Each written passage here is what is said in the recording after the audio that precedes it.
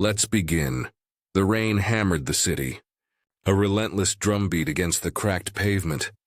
Clara stood frozen under a flickering street lamp, her breath catching as the figure emerged from the fog.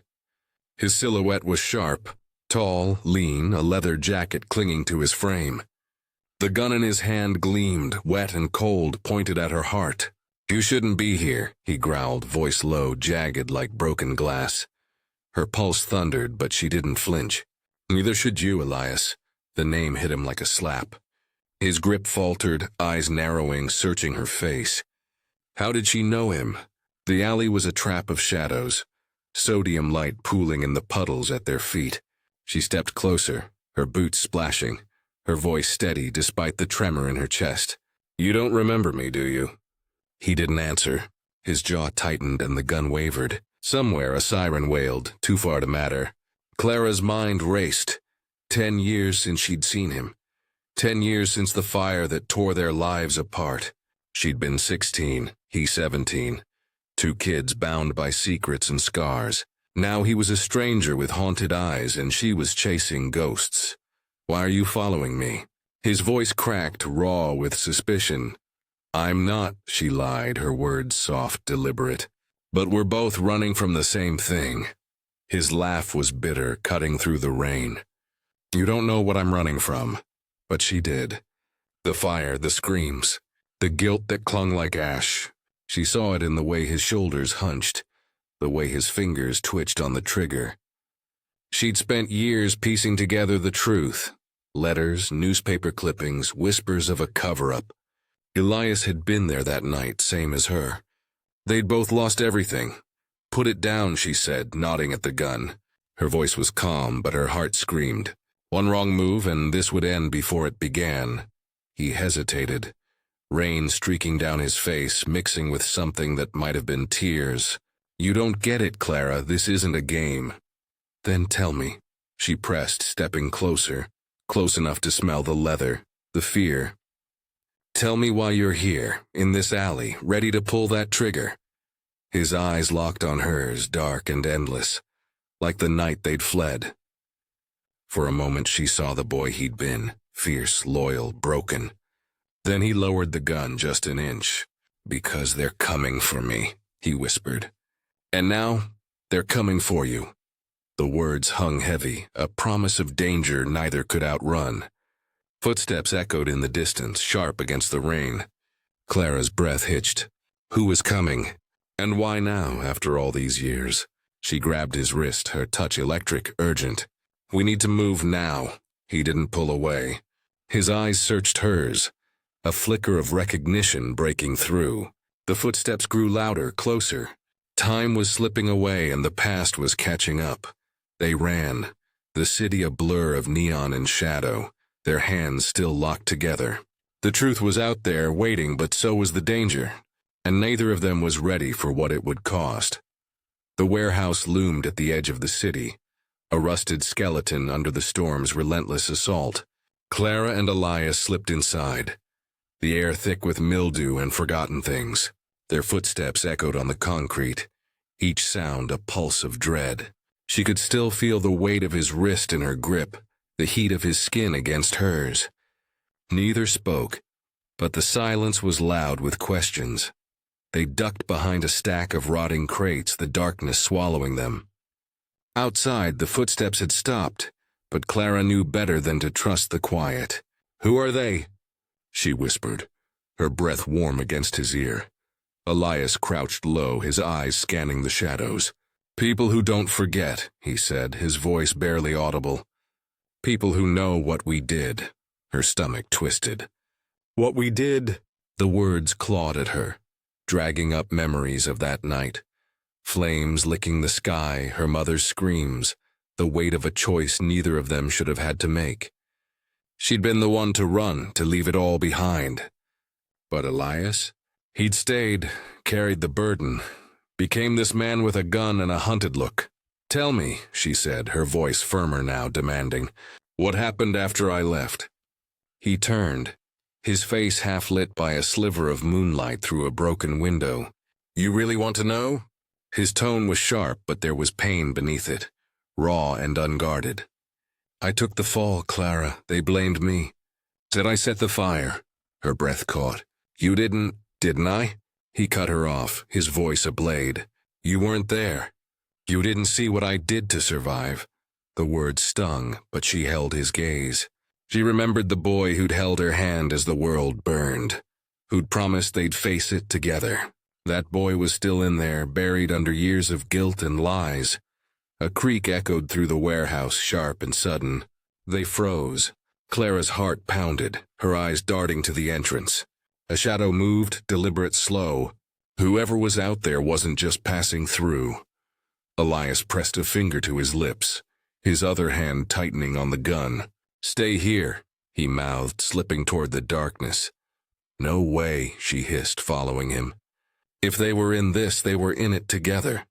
The warehouse was a maze of crates and rusted machinery, each corner hiding a new threat. Clara's pulse raced, her senses sharp. Every drip of water, every groan of metal, a warning. She caught up to Elias, her shoulder brushing his. "We can't keep running," she whispered. "We need to know who they are." He didn't answer, but his eyes said enough. Fear, resolve, a flicker of something softer when he looked at her. They moved together, silent, toward the source of the sound. Then a voice cut through the dark, cold and familiar. "Elias, you can't hide forever." Clara's blood ran cold. She knew that voice. Low, precise, the kind that haunted her nightmares. It was the man from that night, the one who'd stood in the shadows as the fire raged. Elias stiffened, his hand finding hers, squeezing tight. "He's here," he breathed. "And he knows everything." The voice called again, closer now, each word a step toward their unraveling. "Come out, Clara, let's finish what we started."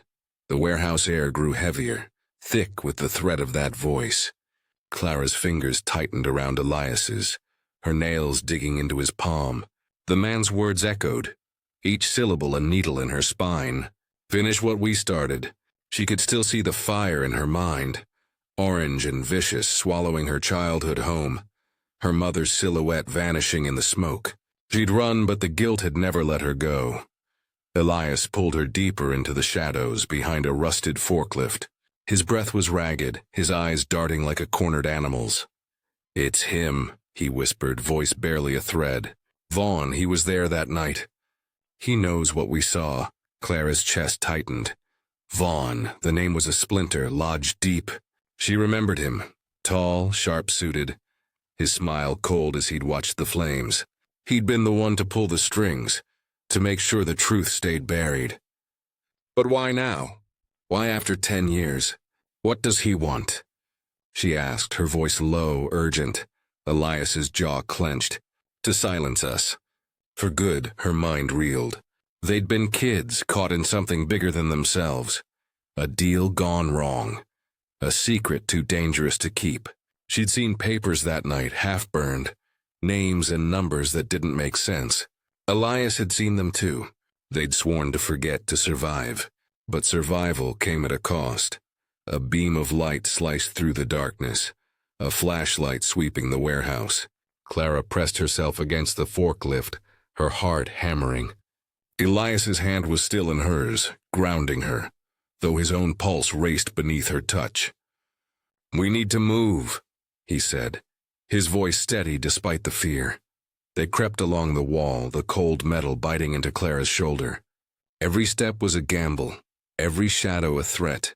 The flashlight beam swung closer, and she caught a glimpse of Vaughn. Older now, his face harder but unmistakable. He wasn't alone.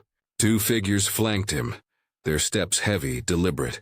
"Split up," Elias whispered, his eyes locking on hers. "Find the back exit." "I'll distract them." "No," she hissed, grabbing his jacket. "We stay together."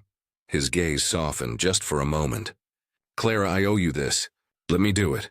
Before she could argue, he slipped away, his footsteps deliberately loud, drawing the light toward him. "Over here, Vaughn!" he shouted, his voice echoing. Clara's heart lurched. She wanted to scream, to drag him back, but the beam was already swinging his way. She crouched low, moving toward the back of the warehouse, her boots silent on the concrete. The exit was close, She could see the faint outline of a door barely visible in the gloom. But then, a hand clamped over her mouth, yanking her backward. She thrashed, her elbow connecting with bone, but the grip held. "Stop fighting," a voice hissed, unfamiliar, rough. "Vaughn wants you alive." For now, her blood turned to ice. Elias was out there, alone, baiting a trap for her sake. And she was caught, the past closing in like a noose. The door was so close, but freedom felt further away than ever. The man's grip tightened, his breath hot against her ear. "You should have stayed gone, Clara." Clara's world narrowed to the hand over her mouth, the sour smell of sweat and cigarette smoke. Her captor's arm was iron, pinning her against his chest as he dragged her toward the center of the warehouse. Her boots scraped the concrete, a faint protest against the chaos unfolding. Elias's shout still echoed in her ears, a reckless taunt to draw Vaughn's attention. He was out there, risking everything, and she was trapped. She twisted, her heel slamming into the man's shin. He grunted, his grip loosening just enough for her to break free. She stumbled forward, heart pounding, and ducked behind a stack of barrels. The flashlight beam swept past, missing her by inches. Her breath came in shallow gasps, her mind racing. She had to find Elias. She had to get them both out. The warehouse was a labyrinth, but she knew its bones. Rusted beams, scattered crates, the faint hum of a city that never slept. She moved low, her hands brushing the cold floor, guiding her toward the sound of voices. Vaughn's was unmistakable, smooth and venomous. "You're out of time, Elias. Tell me where she is, and this ends quick." Elias's laugh was sharp, defiant. "You'll have to try harder than that." Clara peered around a crate, her chest tight. Elias stood in a pool of light, the gun in his hand steady, aimed at Vaughn. The two men with him had their own weapons drawn, their faces shadowed but tense. Elias was outnumbered, outgunned, but his eyes burned with something fierce, something unbroken. "You always were stubborn," Vaughn said, stepping closer. "Just like your father." The words hit Clara like a fist. Elias's father, her uncle, the man who'd raised them both after her mother died. He'd been part of it too, hadn't he? The papers she'd seen that night, the ones she'd tried to forget, they'd had his name. A deal with Vaughn, a betrayal that cost everything. Elias's face didn't change, but his voice was ice. "Don't talk about him." Vaughn smiled, cold and predatory. "You think you're protecting her?" "She's already dead weight." Clara's blood boiled. She wasn't dead weight. She wasn't the scared girl who'd run from the fire. She scanned the shadows, spotting a rusted pipe leaning against a crate. Her fingers closed around it, the metal cold and heavy. She wasn't helpless. Not anymore. She crept closer, her movements silent, deliberate. Elias was still talking, keeping Vaughn's attention. "You want the truth?" he said, his voice loud, pulling every eye to him. "It's bigger than you. Bigger than us?" Vaughn's smile faltered. "What do you know?" Clara didn't wait. She swung the pipe hard, catching one of Vaughn's men in the back of the head. He crumpled, the sound masked by Elias's voice. The second man turned, but she was already moving, diving behind another crate as a shot rang out, splintering wood. "Clara!" Elias's voice was raw, desperate. She didn't answer, couldn't. Vaughn's men were closing in, and the truth was slipping through her fingers. The pipe was still in her hand, her only weapon. The exit was gone. The fight was here, and the past was about to collide with the present. The warehouse erupted in chaos, the gunshots' echo swallowed by the clatter of metal and shouts. Clara gripped the pipe, her knuckles white, her breath a jagged rhythm. She crouched behind the crate, heart slamming against her ribs as Vaughn's remaining man stalked closer, his gun sweeping the shadows. Elias was still in the open, his own weapon trained on Vaughn, but his eyes flicked toward her hiding spot, betraying his fear. "Enough games," Vaughn snapped, his voice cutting through the noise. "Give her up, Elias, or I end this now." Clara's mind raced, piecing together the fragments of that night 10 years ago. The fire hadn't been an accident. Her uncle's name on those papers, Vaughn's presence, the money that changed hands. It was all connected. They'd been kids, caught in a web of greed and betrayal, and now Vaughn was here to tie up loose ends. She tightened her grip on the pipe, her resolve hardening. She wasn't a loose end. Neither was Elias, so Elias's voice rang out, steady despite the odds. "You want her? You'll have to go through me." Vaughn laughed, a cold, hollow sound. "Loyal to a fault. Just like your father." Clara's stomach churned. She could see it now, the truth they'd both buried. Her uncle had sold them out, made a deal with Vaughn that went sour. The fire was meant to cover it up, but they'd survived, witnesses to a crime no one was supposed to see. She moved before she could think, lunging from the shadows. The pipe arced through the air, crashing into the second man's arm. His gun clattered to the floor and she dove for it, her fingers closing around the grip. She spun, aiming at Vaughn, her hands trembling but sure. "Stop!"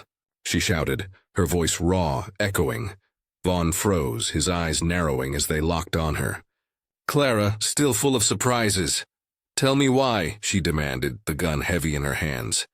"Why the fire? Why us?" For a moment, silence hung thick, broken only by the drip of water somewhere in the dark. Then Vaughn's face softened, not with kindness but with calculation. "Your uncle made a choice. He thought he could play me. He was wrong." Elias stepped closer, his gun still raised. "And we paid for it," he said, his voice thick with pain. "You took everything." Vaughn's smile was thin. "Not everything. Not yet." Clara's finger tightened on the trigger, but Elias's hand found her arm, steadying her. "Don't," he whispered. "He's not worth it." She wanted to scream, to pull the trigger, to end the man who'd burned their lives to ash. But Elias's touch, his voice, anchored her. They weren't kids anymore. They could choose differently. Vaughn took a step, testing them. "You think you can walk away? The truth doesn't let go." "Then we'll carry it," Clara said, her voice breaking but strong. She lowered the gun, her eyes never leaving Vaughn's. Together. Elias's hand squeezed hers, a promise reborn in the dark. They backed toward the exit, the weight of the past heavy but shared. Vaughn didn't follow. Maybe he knew they'd won, not by fighting but by surviving. The rain was softer now, washing the city clean. They stepped into the night, two broken souls whole again in each other's grip. Thanks for watching.